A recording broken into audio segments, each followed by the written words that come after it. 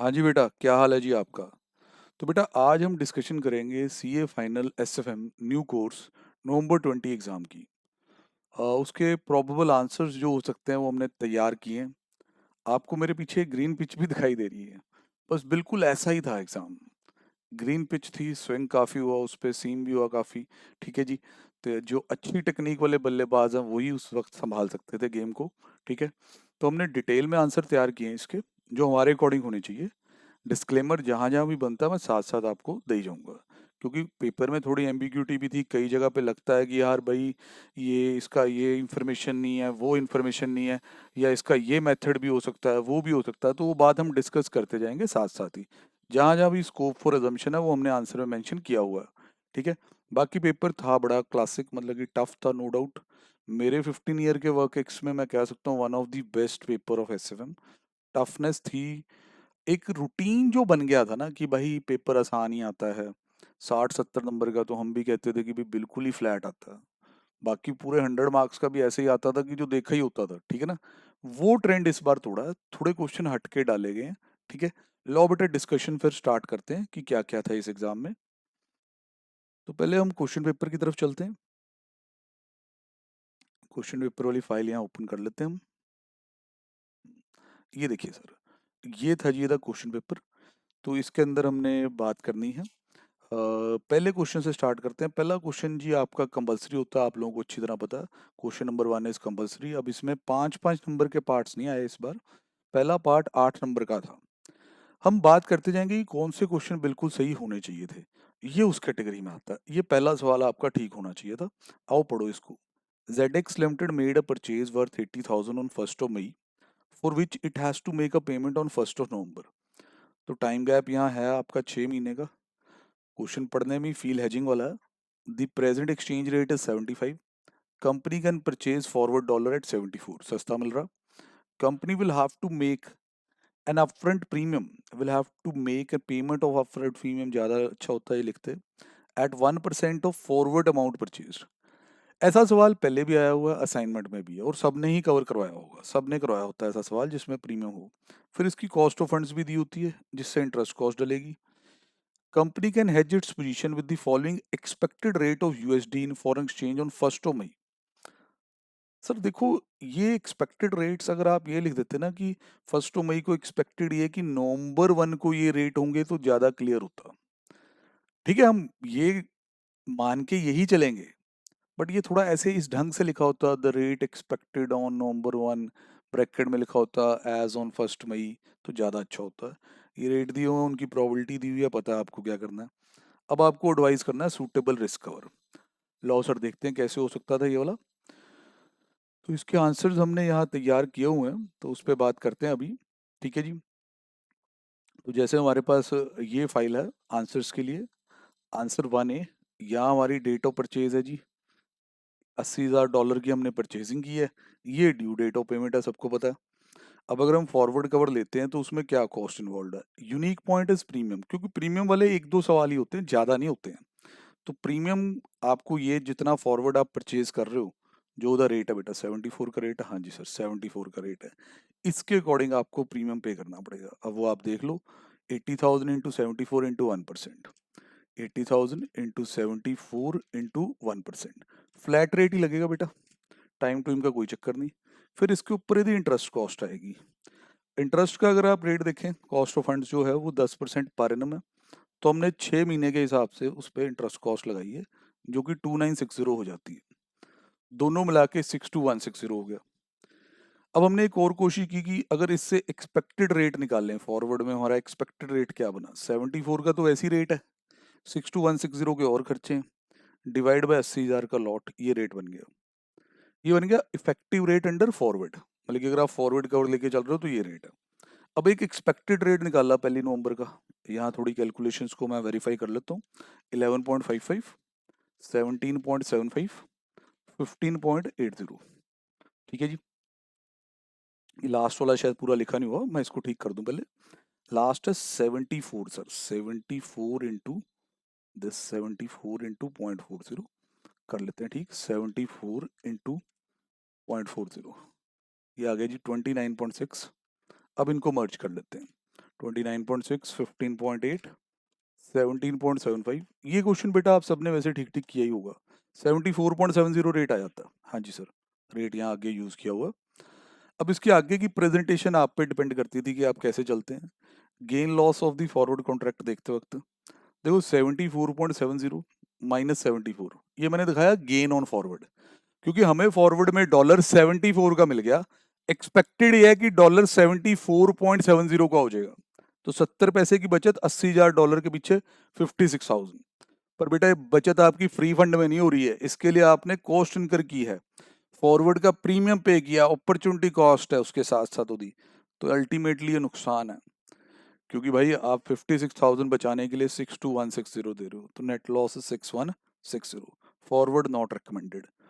Presentation कई और तरीके से हो सकती थी बेटा, पर वो सारे तरीके इसको लेंथी करेंगे, आपको भी पता है कैसे कैसे तरीके। सर अब वो तरीके ऐसे होते हैं ना, कई लोग शुरू हो जाते हैं कि सर हम पहले फर्स्ट केस में क्या होगा, सेकंड केस में क्या होगा, इफ इफ करके सब केसेस में लॉस प्रॉफिट निकाला, फिर कल्ले कल्ले पे प्रोबेबिलिटी मल्टीप्लाई की, तब भी जाके एंड में मेरी बात याद रखना कि कहानी यहीं पे एंड होगी, 6160 का लॉस आएगा, आप फॉरवर्ड रिकमेंड नहीं करेंगे। ये 8 नंबर आपको मुट्ठी में करने चाहिए थे इस ग्रीन पिच पे भी, ये नंबर आपके थे। और अगला सवाल दिखाइए सर। सर अगला सवाल भी हर बच्चे का होना चाहिए था मेरी तरफ से। तो 2 ईयर ट्री दे रखा है, ये वो बायनोमियल वाला ट्री है, ठीक है जी। 100 रुपये अभी प्राइस है, 1 साल बाद 108, नीचे आ गया तो 95, यहाँ से बढ़ा तो इतना, नीचे आ गया तो इतना, फिर वही परसेंटेज वही 8% ही है, आप वेरीफाई कर सकते हैं। 8% up, 5% down. 2 year American call option with strike price of 98, strike price 98 है, स्टॉक का प्राइस 100 है, risk free rate of return है 5%, कॉन्टिन्यूस कंपाउंडिंग के फैक्टर भी दे रखे हैं। कहता है 2 टाइम पीरियड है, 1 1 ईयर ईच मानो, तो 2 साल का सवाल हो गया। Probability of price moving up and down बताओ। बहुत ज़्यादा आसान। प्रोबेबिलिटी ऑफ हाई और लो की डेरिवेशन तक क्लास में हम करते हैं। तो सर ये मैंने वो जो स्टैंडर्ड फार्मूला वो लिखा, अब बायनोमियल में इसको आप थोड़ा मॉडिफाई भी कर लेते हैं, आपको पता ही है सारी जगह स्पॉट आ जाएगा, नीचे डिवाइड हो जाएगा, यहाँ स्पॉट पे स्पॉट डिवाइड होगा, तो ये ERT बच जाएगा। और जब हम लो अपॉन स्पॉट करते हैं तो मतलब होता है proportion of low price upon spot price, जिसे D से इंडिकेट करते हैं। फिर जब आप हाई अपॉन स्पॉट करोगे बेटा जी, उसका मतलब होगा U, और फिर लो की जगह D, ऐसे भी लिख सकते हैं। तो ये स्पॉट से मल्टीप्लाई, ये लो हाई प्रपोर्शंस लिखने हैं आपने, या फुल वैल्यूज यूज करनी है, वो आपकी इच्छा है। प्रोबेबिलिटी ऑफ हाई और लो इतनी इतनी आ जाती है, इसमें कोई दिक्कत वाली बात नहीं है। तो पहला पार्ट इतना था इसका, कि पार्ट वाइज पढ़ेंगे, पार्ट वाइज नंबर है। Probability of moving up moving down निकाल दिया आपने। अब उसने पूछा एक्सपेक्टेड पे ऑफ बताओ हर एक नोड पे, N1 N1 N1 N2 and N3, nodes ऊपर आप देख ही रहे हैं। इसमें थोड़ी प्रेजेंटेशन अच्छी कर दो तो नंबर बढ़िया है। अब एक्सपेक्टेड पे ऑफ जैसे कि हमें N2 पे निकालना, डायग्राम यहाँ से देखते जाओ, ये है जी N2। N2 में आप 108 पे खड़े हो, साल बाद इतना हो जाएगा, या नीचे आ गया 5% तो नीचे 102.6 हो जाएगा। तो इसकी परफेक्ट प्रेजेंटेशन हमने कर दी है। ये प्राइस पॉसिबिलिटीज है, ये प्रोबेबिलिटी ऑफ हाई, ये प्रोबेबिलिटी ऑफ लो, ये वैल्यू ऑफ कॉल जिसकी स्ट्राइक 98 की कॉल है, अगर प्राइस ये हुआ तो इतनी वैल्यू, प्राइस ये हुआ तो ये वैल्यू, मल्टीप्लाई, ये एक्सपेक्टेड वैल्यू आ गई। अब याद रखना ये एक्सपेक्टेड वैल्यू N2 से 1 साल बाद है, तो अगर आपको N2 पे इस कॉल का प्राइस या प्रीमियम पता करना है, तो आपको 1 साल के लिए डिस्काउंटिंग करनी है, डिस्काउंटिंग आपको करनी पड़ेगी। फिर N3 पे गए, वही 98 की कॉल है, फिर वही सारी बातें। तो इसमें मैं थोड़ा स्पीड से चल रहा हूँ, क्योंकि हम ये जानते हैं कि ये सब आपने ठीक ही किया हुआ, तो इससे आपका प्राइस ये यहाँ पे भी आ गया। अब बात आती है N1 पे। N1 पे सर आपके पास दो तरीके हैं, एक तो क्लास वाला तरीका, डिटेल्ड जॉइंट प्रोबेबिलिटी। अब देखो आप N1 पे हो, और ये सारे प्राइजेस जड़े हैं वो निकालने की जो प्रोबेबिलिटी है, फिर वो जॉइंट लगेगी 116.64। ये कैसे होगा, ये सुनो, पहले 100 108 बनेगा, फिर 108 से ये बनेगा, दोनों बार हाई की प्रोबेबिलिटी लगेगी, तो probability of high into probability of high, sum of probability नीचे चेक कर लेना, 1 आ रहा होगा टोटल। यहाँ कॉल की वैल्यू निकलेगी इतनी, प्रोबेबिलिटी से मल्टीप्लाई करके एक्सपेक्टेड, 98 यूज करना है, कॉल है, जितना ऊपर उतने इंट्रिंसिक वैल्यू। फिर 102.6 जो है इसकी प्रोबेबिलिटी कैसे है वो भी समझो। ये 102.6, यहाँ हाई फिर लो, तो probability of high into probability of low, probability of high into probability of low, ये लो, तो ये वैल्यू आ जाएगी। अब इसकी हमें डिस्काउंटिंग 2 साल के लिए करनी पड़ेगी, इसलिए मैंने यहाँ स्क्वायर लगा दिया। एक तो तरीका सर ये है आपके पास। दूसरा तरीका ये भी होता है कि यार आपके N2 और N3 पे वैल्यू पड़ी है, अभी अभी थोड़ी देर पहले आपने N2 और N3 पे वैल्यू निकाल ली है, तो यार सिंपली उसकी डिस्काउंटिंग कर लो ना यार, इसमें इतनी कौन सी बात है।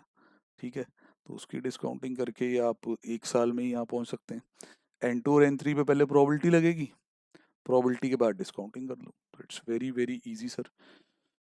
उसके बाद जी अगली कहानी भी बनाते हैं, ठीक है जी। एक मिनट, ये फाइल मैं खोल लूँ ये वाली।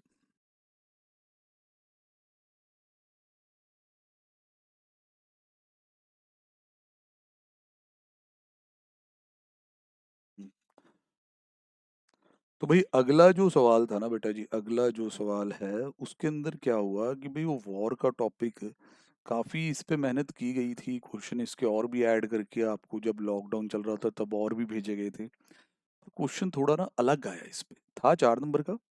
देखिए अब क्या बनता है इसका, इंस्टीट्यूट क्या करता है। On Tuesday morning, before opening of a capital market, an investor, while going through his bank statement, has observed that amount of 7 lakh is lying in his bank account. तो 7 लाख रुपए उसे लगा कि वहां पड़े हैं, ठीक है, लगा नहीं मतलब पड़े ही हैं। This is amount is available for use from Tuesday till Friday, Tuesday Wednesday Thursday Friday, till Friday, तो 4 दिन हो गए। बैंक में कहता है जी मिनिमम 1000 रुपये रखना होता है, 1000 रुपये रखने हैं तो 7 लाख पड़े हैं, तो मतलब 699 आप यूज कर सकते हैं।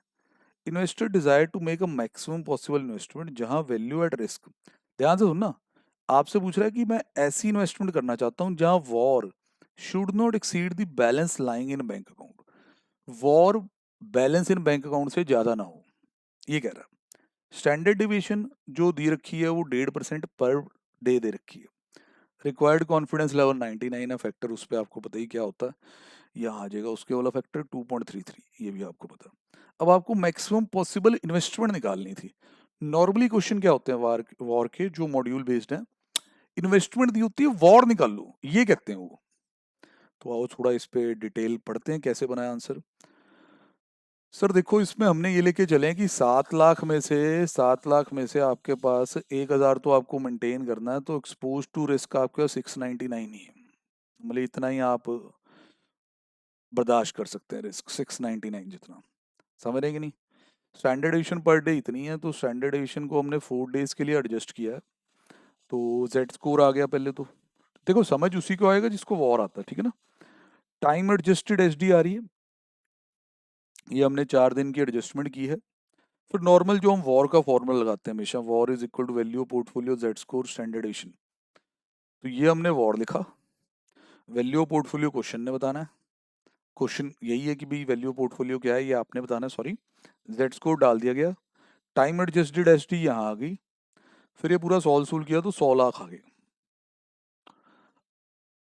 कई चीजें इसमें, कई चीजें, जो बच्चे यहाँ तक पहुंचे भी हैं आंसर उनका आ गया, उन्हें भी कॉन्फिडेंस नहीं है कि आईसीआई नंबर देगा, उन्हें भी डाउट है इसमें। मैं बताता हूँ वो चीजें क्या है।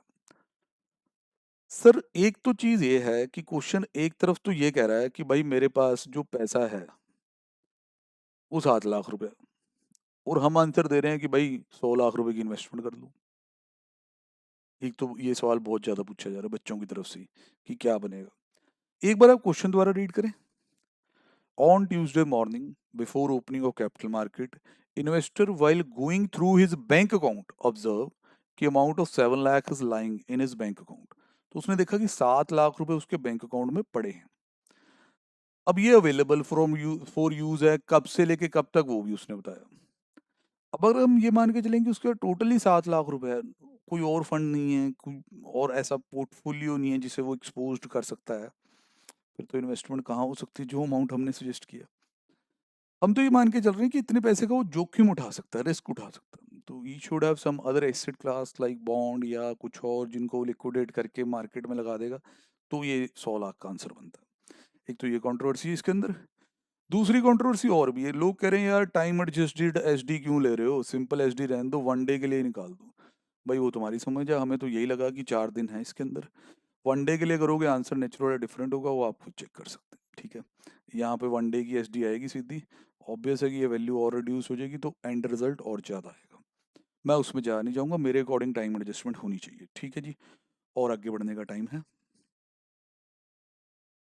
अब उसके बाद सर पहले 3 क्वेश्चन जिस तरह हो गए हैं, थोड़ा सा मतलब कि इस पे हमें विचार करना चाहिए कि क्या होना चाहिए था।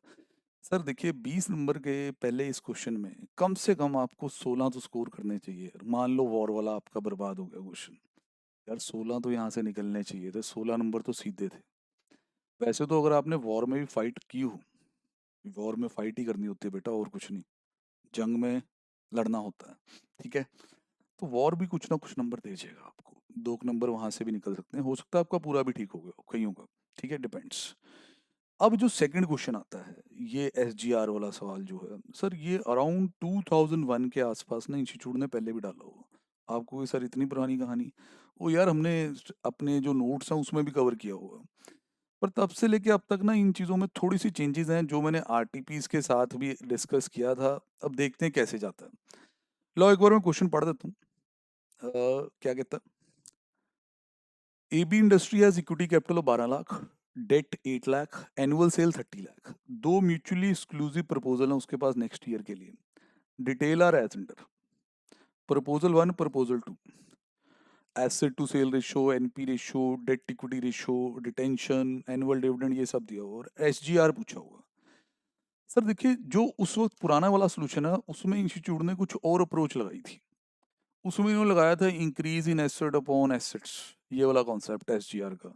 फिर आरटीपीज वगैरह आए जब हम कवर कर रहे थे, उसमें हमने देखा कि एसजीआर नॉर्मल लगाया हुआ है, retention ratio into return on equity, जो हम बहुत बार जी जो निकालते हैं ना, जी रिटेंशन इनटू रिटर्न, वो वाला।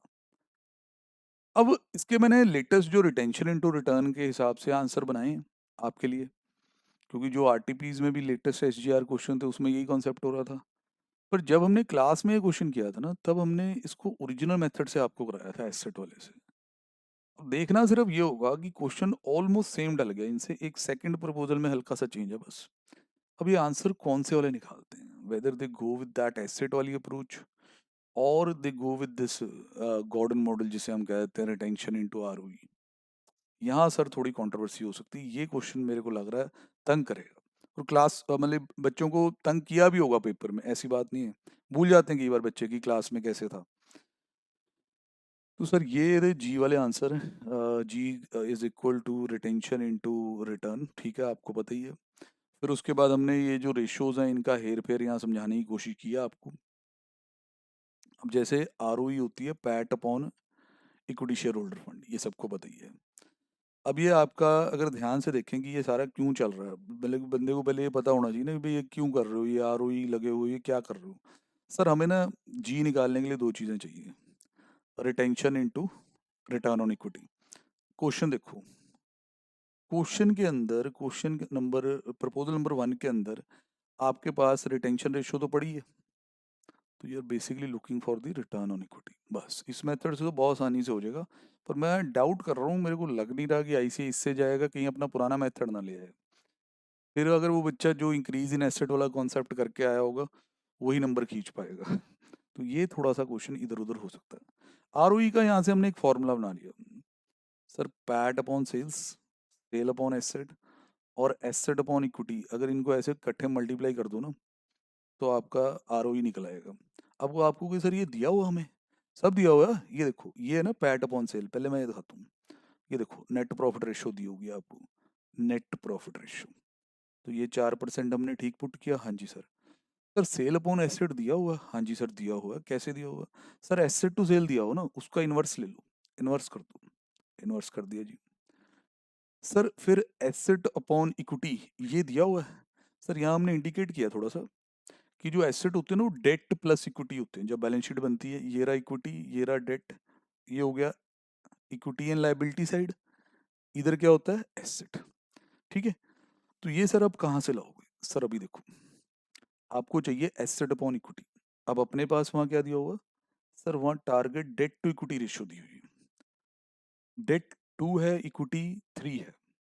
तो हमने यहाँ क्या किया, हमने डेट और इक्विटी को ऐड कर दिया, इक्विटी यहाँ रख ली। इससे प्रपोजल 1 की आरओई आ गई।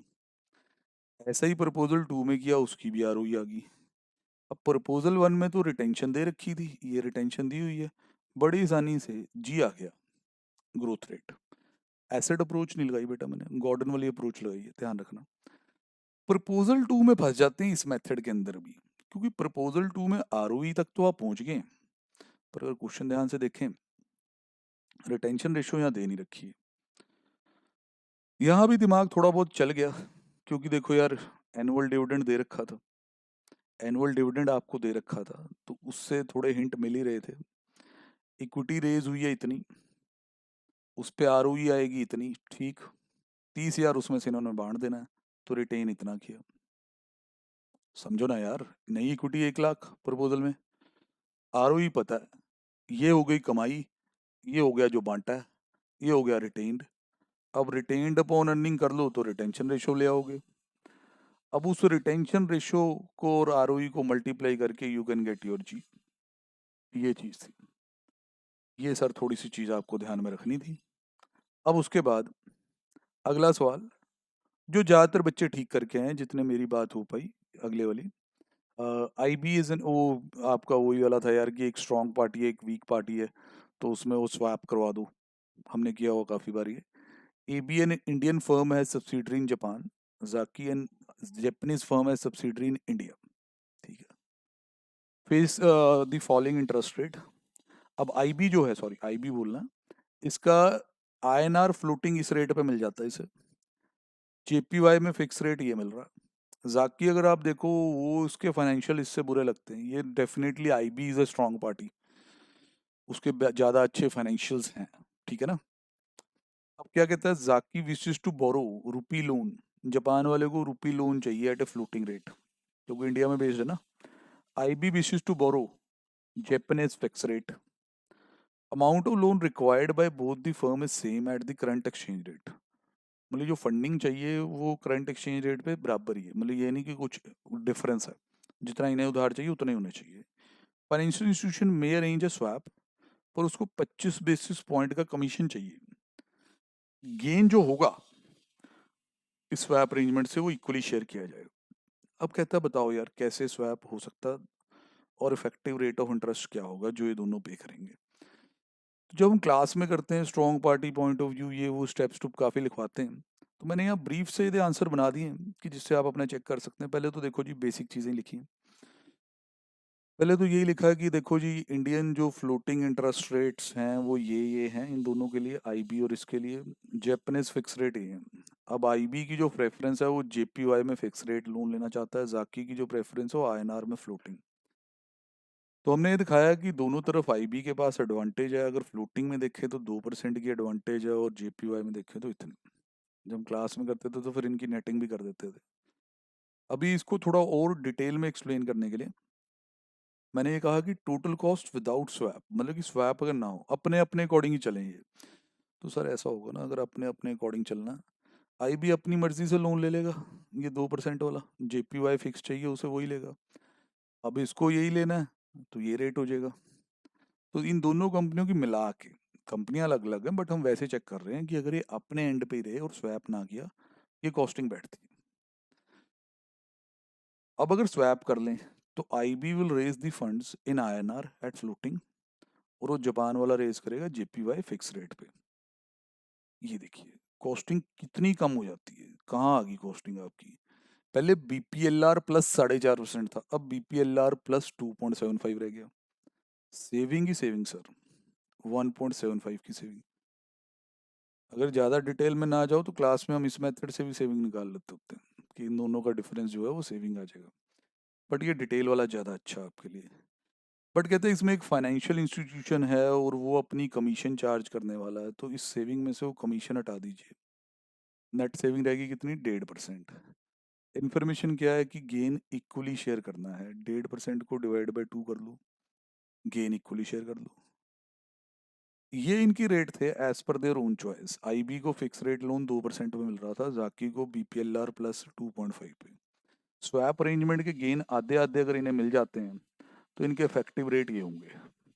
ये क्वेश्चन भी बहुत बच्चों ने कर लिया होगा, क्योंकि हम जब आरटीपीस करते हैं, जब सिलेबस एंड होता है तो सारे आरटीपीस किए जाते हैं एंड तक, तो उनमें भी ऐसे सवाल दिख जाते हैं।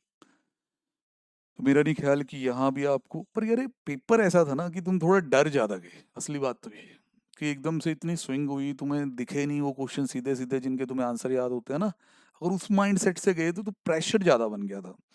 अदरवाइज बाद में eight the end of the day बंदा कभी फ्री बैठता है तो वो देखता है काफी क्वेश्चन हो सकते थे यार, इतना भी बुरा नहीं था। ध्यान रखें थोड़ा सा। तो इसके बाद जो इसमें थ्योरी आई हुई है बेटा, वो थ्योरी सारी थ्योरी नोट्स में से, वो मैं कोई भी डिस्कस नहीं करने वाला क्योंकि वेला टाइम पास होगा वो। इसके बाद बॉन्ड का 7 नंबर का क्वेश्चन आता है, यहाँ भी काफी रन बनाए जा सकते थे। इसमें एक पार्ट में दिक्कत है, कन्वेक्सिटी में। ये पार्ट थोड़ा कम किया जाता है। तो आओ जी पहले तो इधर ओवरव्यू ले लें सोल्यूशन में। फेस वैल्यू है 10,000, कूपन रेट है 8.5, 5 साल चलना है, वाईटीएम इतना। ठीक है। आपको current market price of the bond निकालना, बिल्कुल ही फ्लैट। ये हमने इंटरेस्ट और आरवी लिख दिए जो आने वाले सालों में। लास्ट वाले में मैं प्रिंसिपल इंक्लूड कर रखा है, वो आपको बताइए। 10% के रेट पे हमने यहाँ डिस्काउंटिंग कर दी है। डिस्काउंटिंग करके प्राइस ये आ जाता है 9431.5। आगे हमारी ड्यूरेशन कैलकुलेशन करने के लिए भी चल रही है, आपको बताइए। ईयर्स को हम एक्स रखते होते हैं, प्रेजेंट वैल्यू जो आती है उसको डब्ल्यू रखते होते हैं, तो ये डब्ल्यू एक्स भी हमने यहाँ बना लिया। तो पहला पार्ट ये है जी, ड्यूरेशन का आंसर भी आपका बिल्कुल ठीक हुआ होगा। वॉलेटिलिटी ऑफ द बॉन्ड या मॉडिफाइड ड्यूरेशन क्या होती है, ड्यूरेशन अपॉन 1 + YTM, वो भी सबका ठीक आया होगा। अब ये है जी कन्वेक्सिटी। ये आपके स्टडी मटेरियल में फॉर्मूला सा दिया हुआ है, पर इस पे भी डाउट है देना, अगर आप बुक्स खोलो तो कुछ और मेथड भी दे रखे हैं। अब पता नहीं इंस्टीट्यूट ये लगाएगा या वो लगाएगा, करना तो वैसे ही नहीं वही चाहिए जो यहाँ दिया हुआ। तो एक ओवरव्यू मैं दे देता हूँ इसमें। कन्वेक्सिटी का फॉर्मूला आपका जी V plus plus V minus minus 2V0, then upon 2V0, then change in YTM का स्क्वायर। टर्मिनोलॉजी वहाँ लिखी हुई है हमने। तो अब नीचे देखिए जी, पहले हमें जो V0 का मतलब होता है कि जो आपका YTM चल रहा है उस पर जो प्राइस है। P प्लस का मतलब 1% ऊपर, 11% पे प्राइस निकाला, ऑब्वियस है नीचे आएगा। V माइनस का मतलब होता है बेस से 1% कम, मतलब कि 10 के बजाय 9, प्राइस चढ़ेगा। फिर उसके बाद जी हमने ये जो फॉर्मूला वो लगा दिया, कन्वेक्सिटी आपकी इतनी आती है। अब उसके बाद मॉड्यूल में कन्वेक्सिटी एडजस्टमेंट भी दिया हुआ, वो तब की जाती है अगर क्वेश्चन पूछता कि भाई इतने परसेंट चेंज हुआ, बताओ क्या होगी कन्वेक्सिटी एडजस्टमेंट की वैल्यू। तो ये यहाँ तक है, पर कुछ किताबों में भी एक और अप्रोच भी दे रखी है। आंसर अगर वहां से लग गए तो क्या होगा, चलो आप कह सकते हो कि यहाँ 1-1.5 नंबर का रिस्क यहाँ बनेगा, इससे ज़्यादा नहीं। फिफ्थ पार्ट कहता था एक्सपेक्टेड मार्केट प्राइस निकाल लो अगर YTM 200 बेसिस पॉइंट कम हो जाए। 200 बेसिस पॉइंट मतलब 2%। अकेली ड्यूरेशन से भी निकाल दो, इंट्रिंसिक वैल्यू मेथड से भी निकाल दो, दोनों से किया। हम तो क्लास में कई बार वैसे ही करने लगते हैं दोनों से, क्योंकि आपको याद होगा मैकेलिस ड्यूरेशन वाला जो ड्यूरेशन के थ्रू प्राइस चेंज निकालना है, इसकी डिफरेंशियल कैलकुलस के थ्रू डेरिवेशन भी मैंने आपको समझाई हुई है। अब चेंज इन प्राइस का जो फॉर्मूला होता है ड्यूरेशन में, माइनस साइन आता है उसमें, साथ में आती है मॉडिफाइड ड्यूरेशन, तो चेंज इन यील्ड मतलब कि YTM। मॉडिफाइड ड्यूरेशन ऑलरेडी है, माइनस साइन के साथ यहाँ ध्यान रखें जो हुआ है वो लिखना।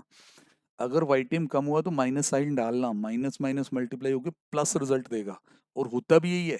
If the YTM decreases the value of bond increases, तो इंक्रीजेस वाला ही तो आएगा ना भाई। ये इतने परसेंट आया, ये हमने बेस प्राइस पे चक दिया। बाकी इंट्रिंसिक वैल्यू मेथड से हो जाएगा। 10% पे हुआ है, 2% गिरा दो, 8% पे सारा सॉल्व कर लो, ये आंसर आ जाएगा। ठीक है सर। तो ये आप नंबर यहाँ से बटोर सकते थे। और आगे बढ़ने का टाइम है, क्वेश्चन देखते हैं अगला कौन सा। सर अगला क्वेश्चन, मेरे को ये बहुत खुशी हुई कि बहुत बच्चों के फोन आए जो ठीक कर रहे हैं। क्वेश्चन देख के 10 नंबर साथ में लालच भी दे रहे थे पूरा। ये लग रहा था कि क्वेश्चन पुराना है, पर जब बहुत ध्यान से पढ़े ये क्वेश्चन रिवर्स वर्किंग में चला गया था। आपने ऐसा क्वेश्चन किया हुआ है, dividend plan, bonus plan, dividend री इन्वेस्टमेंट प्लान, ग्रोथ प्लान, बस उसमें वो करी जाओ, रैंडम में बताओ 7 साल रखा, 8 साल रखा और रिटर्न क्या आई। इसको ध्यान से पढ़ो, ये वो नहीं है। Mr. Corpus and AMC on 1/4/2015 floated two scheme, dividend plan and bonus plan. Mr. X investor है जिसने इन दोनों में लगाया पैसा. Following detail except the issue price are available. अब ये डिविडेंड परसेंटेज लिखिए. ये प्लान्स की जो एनईवीज हैं शुरू में आप पे क्वेश्चन मार्क बनने वाली हैं, और एक बोनस रेशियो है. फिर जिस जिस दिन बोनस आ रहा है, आगे डिविडेंड आ रहा है, उस दिन की एनईवीज आपको दे रखी है. एडिशनल इन्फॉर्मेशन बहुत ध्यान से पढ़ें. लमसम इतना इतना लगाया गया. इसके आपको एवरेज प्रॉफिट दिए हुए हैं. अगर आप टाइम स्पैन देखते हैं पहले, वो देख लें तो ज़्यादा अच्छा. 1/4/2015 से लेके 31 मार्च 20 है ये. जहाँ तक आप गए हैं तो इसका मतलब 15-16, 16-17, 17-18, 18-19 और 19-20 पूरे 5 साल का डाटा है. ये एवरेज प्रॉफिट है. तो अगर टोटल प्रॉफिट पता करना हो तो मल्टीप्लाई बाय 5 हो सकता है. ये एवरेज यील्ड है. इसमें भी सेम. अब आपको कहा गया कि इशू प्राइस निकालो. सर पहले हम डिस्क्लेमर दे दें. इसमें इसमें डिविडेंड परसेंटेज लिखी हुई है, डिविडेंड री इन्वेस्टमेंट प्लान है ऐसा नहीं लिखा हो. बाकी आईसीआई इस तरफ जा सकता भाई, कुछ नहीं कह सकते. तो हमने डिविडेंड प्लान मान के किया, मतलब सिंपली डिविडेंड मिल रहा है और कैश हो रहा है ऐसे मान के किया. पर इसका आंसर दूसरा भी आ सकता. ठीक है, देखें थोड़ा कैसा बना इसका आंसर. इधर आते हैं. नंबर ऑफ यूनिट हमने डिविडेंड प्लान में ले लिए एक्स. साथ में हमने लिख दिया as per info given it is a simple dividend plan, therefore there will not be any reinvestment of dividend. मतलब उसमें डिविडेंड री इन्वेस्टमेंट शब्द यूज नहीं हो रहा, तो हम ये मान रहे हैं कि ये डिविडेंड री इन्वेस्टमेंट प्लान नहीं है. पर अगर आईसीआई दूसरी तरफ जाता तो कोई सरप्राइज वाली बात नहीं होगी, फिर कैलकुलेशन और लंबी हो जाएगी, सॉल्व वो भी हो जाएगा. ये क्या रखा गया सर, जो जो डिविडेंड डेट्स थी और डिविडेंड के रेट्स यहाँ लिख दिए गए. एक्स यूनिट्स हैं क्योंकि मुझे पैसे पता है कितने लगाए, यूनिट कितने मिले ये तो पता नहीं. 10 रुपये फेस वैल्यू मेरी एजम्पशन है. वहाँ मैंने डिविडेंड के रेट लगा दिए. ये मेरा टोटल डिविडेंड आ गया. नॉमिनल ₹10 मैंने लिख दिया. अब इनको बेच के कितना पैसा आया होगा, एक्स यूनिट इंटू 49, 49x आया. एवरेज प्रॉफिट इतना. बस जी इसके बाद तो फिर कहानी ख़त्म ही है, क्योंकि जब इसके आगे आप सॉल्व करेंगे तो कोई दिक्कत वाली बात है नहीं है. फिर भी यहाँ थोड़ा सा शायद एंड में वो स्कैन होना रह गया है, मैं वो सॉल्व कर दूंगा, कोई इशू नहीं है. ये आपकी कैपिटल है, ये आपके डिविडेंड है, ये आपकी इनिशियल इन्वेस्टमेंट है. तो इससे हमारे यूनिट्स आ रहे हैं 20,900. ठीक है. अब 9,20,000 को 20,090, सॉरी 45 पॉइंट, यहाँ जो लिखना चाहते थे हम 45.7939 ऐसा कुछ है. बच्चे यहाँ तक बना लाए. ठीक है, हुआ बहुत लोगों का सही. दूसरा था बोनस प्लान. उसमें भी हमने एक्स यूनिट माने, बोनस रेशियो के अकॉर्डिंग चलते रहे. यूनिट्स क्यूमुलेटिव कर लेने अगले बोनस से पहले. ये यूनिट आपके 1.5 हो गए. अब इसमें इन्होंने एवरेज यील्ड 6.4 दी थी, तो उसमें हमने एवरेज यील्ड के पूरे फॉर्मूले की तरह लिख दिया कि this is return upon investment into 100, फिर उसका 1/5. ये है 6.4. फिर उसको घुमाया, 50 रुपये वैल्यू आ गई. बहुत बच्चों का जवाब इसमें मेरे को आया था, पेपर वाले दिन भी आ गया था कि सर वो 50 रुपये आ रहा ना. यार पेपर में ना भेजा करो, अगला पेपर भी पढ़ना होता आपने. ठीक है, पर यार पैनिक क्रिएट हो गया तो बच्चे भी क्या करते, और आगे बढ़ते हैं. तो अगला सवाल देखा जाएगा. ये सवाल इजी था सर, इस पे नंबर बनने चाहिए थे 10 में से 10. हाँ, अगर उसमें डिविडेंड री इन्वेस्टमेंट से भी कराए वो नोट देके, डिपेंडिंग, शायद उसमें बेनिफिट मिल ही जाए. आईसीए को थोड़ा लिबरल रहना चाहिए इस बार. ठीक है, अगला सवाल जी. इसमें भी लोगों ने काफ़ी दम लगाया और काफ़ी हद तक इसका आंसर बना भी दिया. लियाओ जी देखें क्या कहता हूँ. पढ़ते हैं पहले तो आराम से. ICL is proposing to take over SVL with an objective to diversify. Diversification के बेनिफिट के लिए. ICL profit after tax has been growing at 18% per annum. SVL 15% पे. Both company regularly dividend pay करती हैं. अब उनका P&L अकाउंट दोनों कंपनियों का नीचे दिया हुआ है. Net sales, EBIT, PBIT sorry, interest, provision, dividends. ठीक है, देन और आगे आगे फिक्स एसेट्स लाइन लगी पड़ी है. इतना नहीं. अब लिखा है ICL land and building are stated at current price. SVL land and building are revalued 3 years ago. There has been increase of 30% per annum in the value of land and building. देखिए, जो acquirer company है वो ICL है, एसवीएल है आपकी target company. कहा ये जा रहा है कि जो हम हैं आईसीएल, हमारी लैंड है बिल्डिंग तो करंट प्राइस पे, और एसवीएल की लैंड है बिल्डिंग को रिवैल्यूएशन हुए हुए 3 साल हो गए हैं और 30% हर साल बढ़ता। SVL is expected to grow at 18% each year after merger. ICL management want to determine premium on the share over the current market price जो वो पे कर सकते हैं। तो जैसे होता है ना करंट मार्केट प्राइस, ये रहा 75 रुपीज़ का करंट मार्केट प्राइस है इनका, एसवीएल का। आप इसके ऊपर कितना एक्स्ट्रा दे सकते हैं ये जानना चाहते हैं वो आपसे। सर प्रीमियम, पहले आप किसी तरह शेयर की वैल्यू भी तो लगवाओगे ना हमारे से, तो हम प्रीमियम बताएंगे। वैल्यू कैसे लगेगी, मेथड आप बताओ। मेथड वो बता रहा है, कहता है net worth adjusted for the current value of LNB plus average, ये थी बात, plus estimated average profit after tax for next years. ये पार्ट एटलीस्ट आपको अटेम्प्ट करना चाहिए था, क्योंकि यहाँ स्कोप था। एक तो लैंड बिल्डिंग वाली बात तो साफ ही दिख रही थी कि हो जानी है, प्रॉफिट वाली बात भी हो जाएगी, फिक्र ना करें। कैसा बनाया था सोल्यूशन, देखते हैं।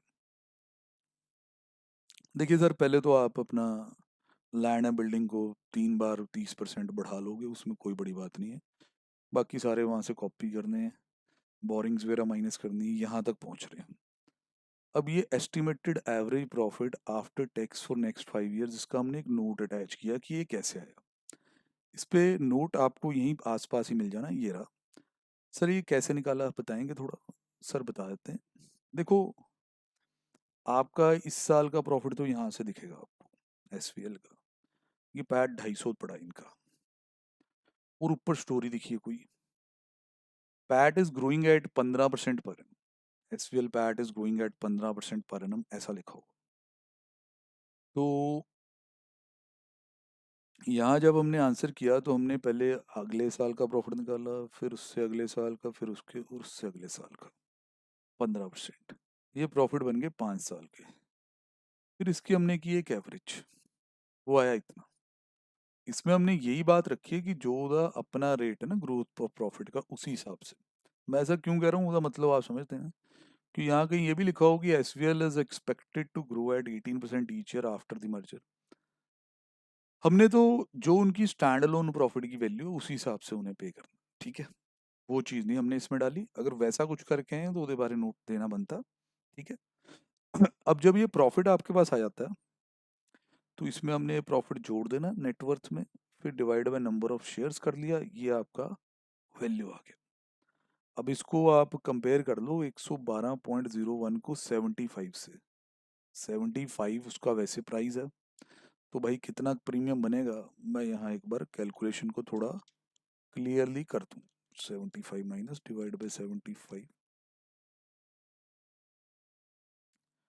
तो 112.05 माइनस 75, 01 है, सॉरी यार, चलो थोड़ा एडजस्टमेंट कर लेना, तो ये प्रीमियम आपके पास आ जाएगा।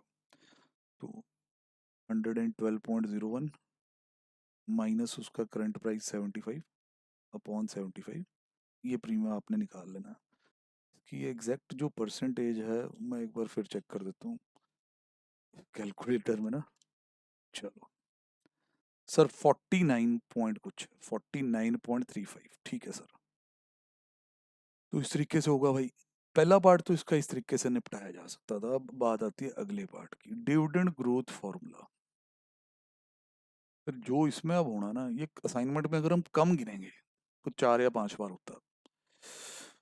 क्योंकि सर देखो, ऐसा है, क्वेश्चन के अंदर आपको आज का प्राइस दिया हुआ, ये सर 75 का प्राइस तो दिया हुआ। फिर उसके बाद सर आपको आज डिविडेंड डिविडेंड पता चल जाएगा। हाँ जी सर, डिविडेंड भी पता चल जाएगा, क्योंकि क्वेश्चन के अंदर डिविडेंड कितना पे हुआ वो दिया हुआ। पर शेयर भी हो जाएगा, ग्रोथ रेट भी है। तो वहां से के निकालनी पड़ेगी पहले, सबसे पहले के निकालनी पड़ेगी। ये देखो, ये हमने सारा बनाया है कि लास्ट डिविडेंड इनका 10 रुपये बनता है पर शेयर। वो आप भी बड़े इजीली बना आए होंगे, ये आप भी समझ जाएंगे, क्योंकि ये आपका डिविडेंड बांटा है, ये नंबर ऑफ शेयर है। फिर हमने ये लिख दिया फॉर्मूला, बहुत बार यदि डेरिवेशन भी की है। तो ये 75 आ गया, ये लास्ट डिविडेंड आ गया। यहाँ 15% आपने पुट किया, जो कि इनका अभी का ग्रोथ रेट है। उससे कई इतनी आ जाती, 30.3333। अज्यूमिंग कई remain the same, the post acquisition growth rate is 18%। अब उसका बेनिफिट देंगे उसे 18% का, तो अकॉर्डिंगली 18% का बेनिफिट यहाँ पुट किया, ये प्राइस आ गया। अब वही 75 के मुकाबले प्रीमियम इतना हो गया, उसकी परसेंटेज ये। अब इसमें हल्का फुल्का जो डाउट वाला पार्ट है वो यही है कि जहाँ वो एवरेज प्रॉफिट निकाले जाते हैं, कहीं आईसीआई वहाँ ना कह दे कि नहीं यार वहाँ भी तुम्हें 18% ही करना चाहिए। ठीक है, इस तरीके से बात हो सकती है। बाकी जो सेकंड पार्ट था ये बहुत ज़्यादा आसान था, क्योंकि ऐसे बहुत क्वेश्चन है। एक वो जिसका एएम लिमिटेड, बीएम लिमिटेड, फिर बीएमडब्ल्यू, ऐसा कुछ नाम बन जाता है कंबाइंड कंपनी का, उसमें भी ये ट्रिक यूज होता है। तो this should have been done. अब इसमें ना थोड़ा सा ये आपसे भी पूछेगा कि कौन सा मेथड लगाना चाहिए, है ना भी। तो 2 लाइनें इंग्लिश की उस पर भी लिख देना। जैसे कहता है कि भाई थर्ड पार्ट में जाके ICL will push forward which method during course of negotiation, मतलब कौन से मेथड को ज़्यादा प्रेफर करेगी आईसीएल। ऑब्वियस है जिसमें प्रीमियम कम देना पड़े। आईसीएल एक्वायरिंग कंपनी एंटिटी वो try to push forward the dividend growth formula, क्योंकि प्रीमियम परसेंटेज सिग्निफिकेंटली कम है। वहाँ हम 49 पॉइंट कुछ पे चले गए थे, यहाँ सिर्फ 27। ठीक है, तो डन है सर। यार 4B तो डिस्कस करना बनता ही नहीं है, तो सबका ठीक हुआ होगा। अपॉर्चुनिटी आर्बिट्रेज की थी, $10,000 के पीछे गेम खेलनी थी। आंसर मैंने बना दिए उसके भी, ये बात नहीं है कि नहीं बनाए। $10,000 बैंक अकाउंट में पड़े हुए हैं, तो पहले तो हमने कोटेशंस को नॉर्मल करके लिख लिया कि डॉलर अपॉन पाउंड इतना है। फिर डॉलर अपॉन पाउंड को उसके थ्रू डिराइव किया स्ट्रैटेजी बनाने के लिए। अब rate quoted by dealer C, $1 is equal to इतने डॉलर, और जो क्रॉस कंट्री रेट बना वो इतना। तो आर्बिट्रेज अपॉर्चुनिटी तो है ही है। बाय लो सेल हाई, पहले $10,000 से पाउंड यहाँ से इनडायरेक्टली खरीद लो, मतलब क्रॉस रेट की मदद से। फिर सेल कर दो डायरेक्टली डीलर को जाके। दोनों में जो फ़र्क आएगा, फ़र्क आपके सामने ही आ गया है कि भाई हमने $10,000 से गेम शुरू की थी, और घुमा फिरा के हमारे पास इतने डॉलर आ गए, तो इसमें से 10,000 माइनस कर लो। 49.64, $50 इसके आसपास का फ़ायदा आ जाएगा, कोई दिक्कत वाली बात नहीं। और आगे बढ़ो सर। अब आ गया जी सवाल, जो काफ़ी लोग फिर भी ठीक करके आए हैं, फिफ्थ का ये पार्ट। एंड करते करते इसमें भी थोड़ी सी परेशानी होगी, क्योंकि क्वेश्चन प्लांट ऐसे किया गया था पिच में, पूरा बॉलर्स के लिए मदद थी। ICL Indian MNC is executing a plant in Sri Lanka. It has raised 400 billion. Half of the amount will be required after 6 months. ICL is looking an opportunity to invest this amount on 1st of April for a period of 6 months. यहाँ समझ में आ गया, इनके पास 400 billion rupees, huge money. इसमें से आधा इनको 6 महीने बाद चाहिए, तो ये 6 महीने के लिए लगाना चाहते हैं कहीं। दो जगह आप सोच रहे हैं, जापान इंडेक्स फंड वहाँ का, यूएस के ट्रेजरी बिल्स, इसमें इतना डिविडेंड आ जाएगा, क्योंकि 200 बिलियन आप लगाने वाले हैं। इनकम फ्रॉम स्टॉक लेंडिंग, ये भी इनकम आपकी आ जाएगी। Discount on initial investment at the and, ये नुकसान है थोड़ा सा। तो एक्सचेंज रेट ये रहा अभी का, और 6 महीने बाद का भी दे रखा। ठीक है सर। यूएस में बिल्कुल ही फ्लैट है, बस इंटरेस्ट है, आज का रेट है, बाद का रेट, बात खत्म। यार ये तो होना चाहिए था, इसको अब क्या हो गया था, समझे कि नहीं। पर प्रेशर सर, प्रेशर ये अच्छे अच्छे बल्लेबाजों की धज्जियां उड़ा देता। 2-3 क्वेश्चन नए दिख गए, या जो पेपर का ऑरा है जिसे हम कहते हैं ना, यार पेपर का फील है, वो टफ दिख गया, बस वहीं पैनिक हो गए। सीखो यार, प्रेशर हैंडल करना सीखो, ऐसे बात नहीं बनेगी। वो मार्क करो ना जो हमेशा कहता हूँ, 40 से ज्यादा का था डायरेक्ट, जो हो सकता था किसी भी दिन, चाहे उस पर 2 घंटे लगा देते। ठीक है, आओ अब देखो इसको कैसे निपटाना है। तो सर पहले तो ये दो जेपीवाई हमने बिलियंस में रखे हैं, 200 बिलियन रुपए को हमने कन्वर्ट कर लिया जेपीवाई में। ठीक है सर, ये डिविडेंड आ गया जी, ठीक है जी, स्टॉक लैंडिंग की इनकम आ गई। अब डिस्काउंट इनिशियल इन्वेस्टमेंट में, मतलब इतने पैसे तुम्हारे वो काट देंगे, माइनस हो गए, इतने 6 महीने बाद मिल गए। अब 6 महीने बाद जो मिले उसको कन्वर्ट किया दोबारा रुपए में, वो लो जी। अब वो रुपए की परसेंटेज में भी रिटर्न निकालने लग गए, हम पूरा जी कर दिया, देखो टाइम फैक्टर भी एडजस्ट किया यहाँ हमने, 12/6 करके, समझ गए। ऑप्शन 2 है यूएस में चले जाओ, $200 बिलियन में कन्वर्ट हुआ, उस पर सिंपली ब्याज, बात खत्म। उसके बाद जी फिर वो जो टोटल बना उसको दोबारा कन्वर्ट कर लो इंडियन रुपए में। यहाँ देखो, जो बंदा इतनी मेहनत से कर रहा है, आईसीआई इमोशन से तो बहुत खेलता, जज्बातों से खेलने की आदत है तुमको, चाहे सिचुएशन कुछ भी हो तुम नहीं हटोगे। अब देखिए बिल्कुल सेम आ गया, तो बच्चा वहां फिर डर जाता है मेरा ही गलत होगा, तो भाई ठीक किया गया, अमाउंट सेम आ गए। अब बेटा फंस गए बुरी तरह से, कहाँ इन्वेस्ट करेंगे? तो देखो ऐसा, टाइप ऑफ सिक्योरिटीज देखो पहले। वो जापान का इंडेक्स फंड है, इंडेक्स फंड रिस्की होते हैं, इंडिया में हम खुद भी उसमें इन्वेस्ट करते हैं, तो उनकी रिटर्न्स में कई बार फ्लक्चुएशन देखी जाती है। वो यूएस के ट्रेजरी बिल्स हैं, ट्रेजरी बिल्स चाहे किसी भी कंट्री में हो, दे आर सेफ बेसिकली। तो as the amount is received under both the option is same, the firm can choose to invest in US Treasury bill. It would be a safer option, simple सी बात। Index fund में क्यों पैसा लगाऊं भाई, जब वही रिटर्न मेरे को टी बिल में मिल रही है। ठीक है। हाँ, बाकी अगर आप थोड़ा भी प्रैक्टिकल दुनिया में ध्यान नहीं देते, फिर शायद आप कह सकते थे कि कहीं भी लगा दो, कहीं भी वाला नहीं बनेगा इसमें, ट्रेजरी बिल में ही लगेगा। ये क्वेश्चन बहुत गंदा डाला जी, फिर से जज्बातों के साथ खेला गया। क्वेश्चन नंबर बी में, बी पार्ट इसी में। अब इसमें कैसे खेल दिया मैं बताता हूँ तुम्हें। Following are the detail of 3 mutual fund, ठीक है, साथ में मार्केट भी है, वेरिएंस भी है, कोफिशिएंट ऑफ डिटर्मिनेशन भी। अब कोफिशिएंट ऑफ डिटर्मिनेशन क्या होता है, ये आप बीकॉम में स्टैट्स में भी निकालते हो, ये स्क्वायर होता है कोरिलेशन का। ठीक है, तो थोड़ा आपको इसको ध्यान से समझना होगा। Yield on 182 treasury bill is 9% per annum. अच्छा जी, ये देखो ऊपर ये रिटर्न दिख रही है। अब यहाँ ऊपर कुछ नहीं लिखा होगा कि ये पर एनम है, पर क्वार्टर है या हाफ ईयरली है। और जो आपकी आर एफ है, क्यों ट्रेजरी बिल अपना आर एफ है आपको बताइए, वो दे दिया 9% पर एनम। अब जो उससे हम वो रिस्क प्रीमियम निकाले, return minus risk free return, तो मार्केट ने हो जाना है जीरो और बाकी सब ने नेगेटिव। एक और पंगा बेटा, कि शार्प और ट्रेनर का सामना है, उनमें दोनों में वो रिटर्न जो एक्सेस रिटर्न होती है, रिटर्न माइनस, याद है ना, रिटर्न माइनस क्या भी, रिस्क फ्री रिटर्न, वो हो जानी है नेगेटिव। अब इसमें कई लोग अपने को कह रहे हैं, अपने बंदे ही, कि सर हम ना पर एनम के बजाय ना इन रिटर्न्स को हाफ ईयरली माना है और हमने रेट को 4.5 कर दिया। सर मेरा नहीं ख्याल ऐसा करना चाहिए था, सीरियसली मैं बताऊं, आपने क्यों कर दिया वो तो हम सारे समझ सकते हैं, पर करना नहीं चाहिए था यार। कोई लिखा नहीं हुआ था, कोई चक्कर नहीं है, जैसा डाटा वैसे कर देते यार। तो इसके ब्रीफ से आंसर बनाए हैं, बट ये थोड़े पेनफुल होंगे क्योंकि बहुत लोगों ने इसमें 4.5 किया होगा। तो ये पहले तो हमने इसमें स्टैंडर्डाइजेशन और आर तैयार कर लिए, फिर बीटा तैयार कर लिए, कि standardization security, standardization market into correlation is beta. फिर यहाँ रिटर्न और रिस्क फ्री रिटर्न्स पड़ी हैं, तो आर माइनस आर एफ कर दिया। यहाँ से हमने शार्प रेशो निकाल ली, यहाँ से हमने ट्रेनर रेशो निकाल ली।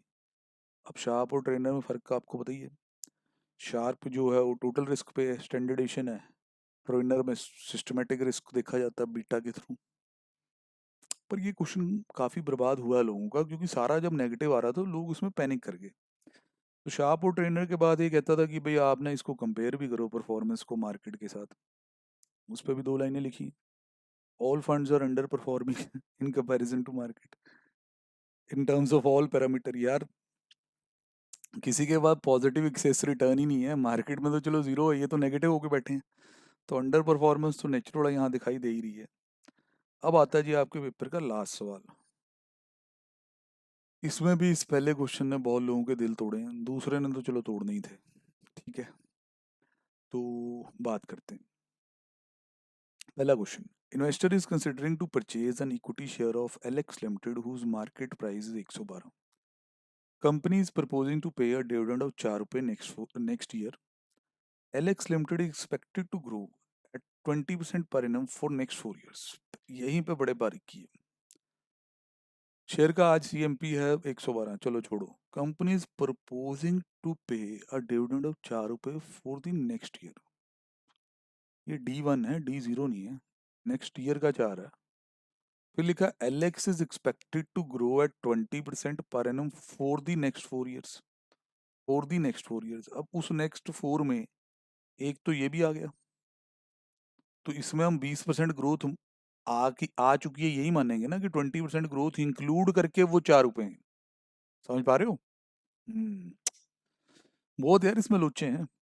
The growth will decline linearly to 16% per annum after first 4 year. अभी ज्यादातर हमें क्वेश्चन ये होते हैं कि 16% हो जाएगा 4 के बाद ही, लीनियरली मतलब एक एक करके रिड्यूस होगा, 20 से 19, समझ रहे हो, 18, 17, 16 ऐसे। 16 पे फिर जब आ जाएगा तो स्टेबल ही रहेगा इंडेफिनेटली। अब अगर आप इसको सीधे ही मान लें कि 4 साल बाद ही 16 हो गया, फिर तो ये गया sir. Required rate of return है 20%। आपको इंट्रिंसिक वैल्यू निकालनी थी। तगड़ा क्वेश्चन था सर, तगड़ा काफी। इसमें भी मैं ज़्यादा नहीं लगा रहा, मैं अभी पूरा सोल्यूशन एंड हो जाए मैं आपको एनालिसिस भी करके देने वाला हूँ कि कौन सी चीज़ें आपकी 100% ठीक होनी चाहिए थी। देखिए सर, हमने यहाँ 4 साल रखे जरूर हैं, ग्रोथ भी 20% लिखा है, पर यहाँ 4 ही लिखा है क्योंकि उन्होंने अपने आप कहा कि हमने 4 देना, तो उसमें ग्रोथ इम्बॉयडेड है। फिर ये चीज़ आ गई। फिर हमने 19, 18 और 17 यहाँ दिखाया। अब ग्रोथ कम होगी हुई है, और उसके बाद बियॉन्ड 7th ईयर ये जो है this will the perpetual growth rate. वही concept, last dividend 1+G K-G और 7th ईयर का डिस्काउंट फैक्टर।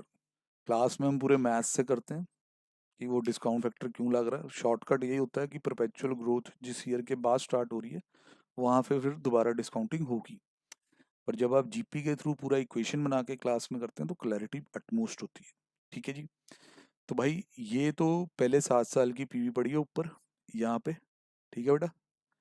उसके अंदर हमने ये जो वैल्यू आएगी वो मर्ज करनी है। नाउ दिस बिकम 114, जिसको आप अप्रोक्सीमेटली ये 95 के कारण 115 कह रहे हैं। एक्चुअल प्राइस 112 है तो कम पे अवेलेबल है। Actual price is less than the intrinsic value, तो बाइंग रिकमेंडेड। पर सर हुआ कहाँ होगा, अगर आप फास्ट पढ़े, आप 4 पे ही 20% 4 बार करके फिर 16 कर रहे हैं, ये तो सीरियसली बता रहा हूँ उसमें तकरीबन जीरो ही है। तो भाई थोड़ा ध्यान से पढ़ना चाहिए, ये क्वेश्चन इधर उधर हो सकता था। बाकी डिपेंड करता है आप इस वाले पे आए कि नहीं आए, क्योंकि ये क्वेश्चन तो आप छोड़ भी सकते हो। इधर अगले वाला क्वेश्चन देख के इशारा तो यही बनता था कि छोड़ दो ये वाला सवाल। क्यों ऐसा क्या बोल रहा हूँ, management of the multinational company TL limited is engaged in construction of infrastructure project proposal to construct a toll road in Nepal. Initial investment जो है वो इतने की है। इकोनॉमिक लाइफ 10 ईयर, कैप्शन स्ट्रेट लाइन है। एबिटा जो आएगा इसमें से वो 33 लाख यूएसडी है 20 साल के लिए। To encourage investment, Nepalese government is offering a 15% loan, 150 lakh, interest rate 6%। Interest इसमें एनुअली देना। Loan will be repaid at the end of 15 year in one tranche. इसे हम बुलेट पेमेंट भी कहते हैं कि सिंगल एक शॉट में। ठीक। लाइफ उसकी प्रोजेक्ट की 20 years. Required rate of return under all equities 12। Post tax cost of debt is 5.6, पता नहीं कैसे बनाया कि जो 6 से चले तो कुछ और आता। Corporate tax rate 30। All cash flow in USD. Ignore inflation, चलो वो तो अपने आप ने हम माननी भी नहीं थी हमने। एडजस्टेड एनपीवी निकालोगे तो सर एडजस्टेड एनपीवी जब ओल्ड कोर्स में हम कैपिटल बस्टिंग करते थे तो पूरे एक बड़े टॉपिक की तरह थी, बहुत सवाल होते थे उसके। नए वाले में कोई खास क्वेश्चन इसके कभी दिखाए नहीं गए। ठीक।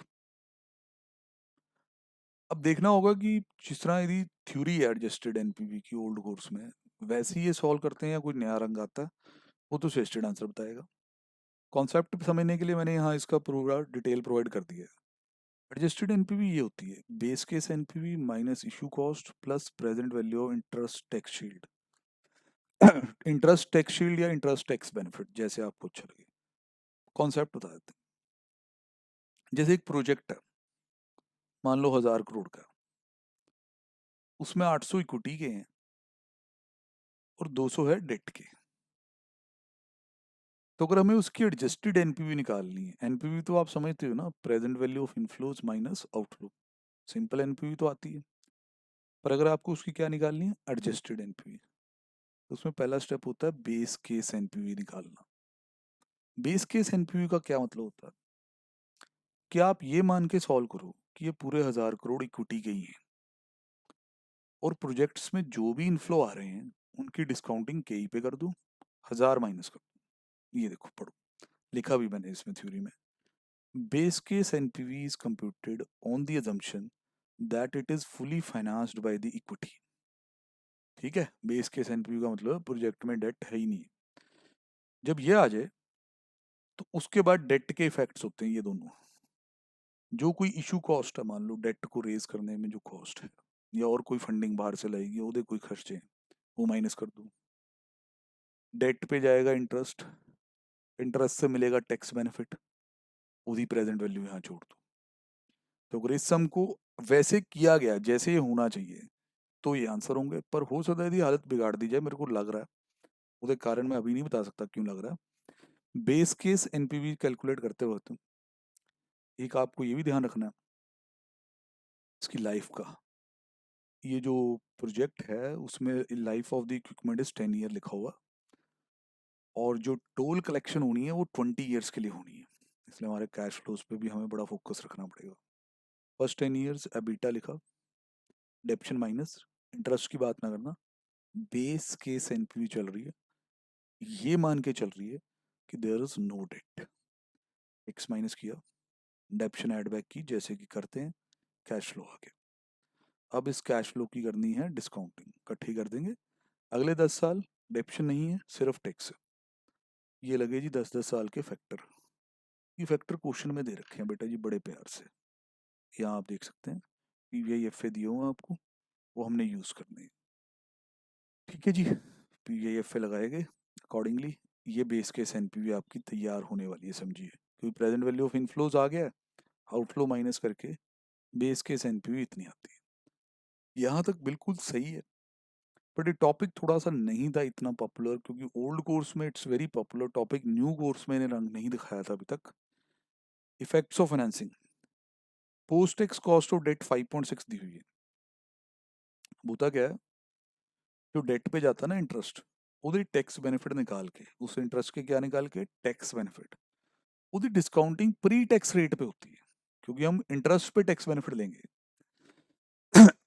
पहले मैं आपको वो दिखा दूं, ये लोन है आपका, इसके ऊपर ये रेट ऑफ इंटरेस्ट, ठीक है, 9 लाख। अब tax benefit of interest per annum इतना बनता है। ये बात समझ आ गई? अभी कितने साल चलना है लोन? सर लोन 15 साल चलना। अब इसकी डिस्काउंटिंग करनी है मेरे को। सर डिस्काउंटिंग वैसे तो 6% पे होनी चाहिए।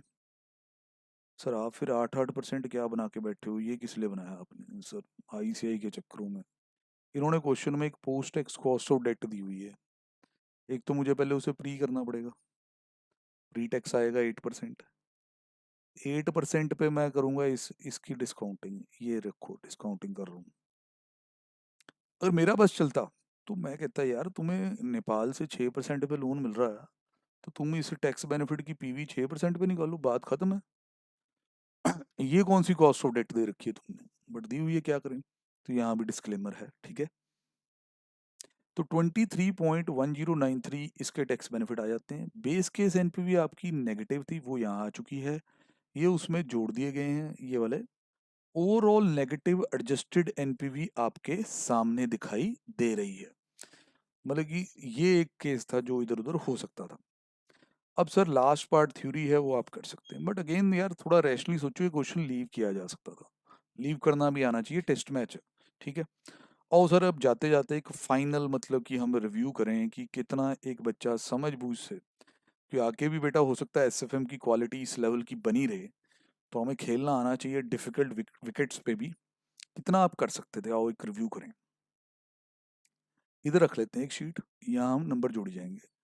पहले क्वेश्चन का पहला पार्ट 8 नंबर का, ये तो सर करना चाहिए था, कोई शक नहीं है इसमें कि ये होना चाहिए था, बिल्कुल सही। अगला पार्ट 8 नंबर का ये भी होना चाहिए था। वॉर वाले में अगर आप पॉजिटिविटी दिखाओ, दिमाग लगाओ, तो हो सकता है, चलो उसके मैं हाफ ही मार्क्स लगाता हूँ, ठीक है, इससे ज़्यादा ना लगाएं सर। अब सर और आगे आगे बढ़ते जाएं। अब एसजीआर वाले कई लोग यार इतना पढ़ पढ़ के डिटेल में नहीं जाते, तो उनका इधर उधर हो सकता है ये वाला, पर इसमें अगला क्वेश्चन बहुत आसान है, आरटीपीस में भी हमने किया हुआ, तो यहाँ मैं एसजीआर को पूरा इग्नोर कर रहा हूँ यार, 12 नंबर फिर भी बन रहे हैं, 8+4 12, क्योंकि थ्योरी भी वो बहुत ईजी है, बहुत ही बेसिक है। देन अगला मेरा है थर्ड क्वेश्चन, उसमें ये 5 नंबर यहाँ से बॉन्ड में से आपके पक्के, और सर वो म्यूचुअल फंड वाला क्वेश्चन आपको हर हालत में करना था भाई, क्यों नहीं किया? क्योंकि वो तो रिवर्स वर्किंग होनी चाहिए थी, थ्योरी भी आसान है, तो 5, 10, 15, इस क्वेश्चन में से हम कम से कम 16 नंबर लेके चलेंगे कि इतने तो मेरे बनने चाहिए थे।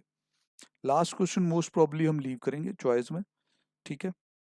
ये वाला सवाल अगर आता है अगला फोर्थ, चलो थोड़ा परसेंटेज में हो गए, क्वेश्चन का साइज भी लेंथी टाइप बैलेंस शीटें, उसके कारण आप थोड़ा डर गए, बट डर के आगे ही जीत है बेटा, जीत के आना हमने तो।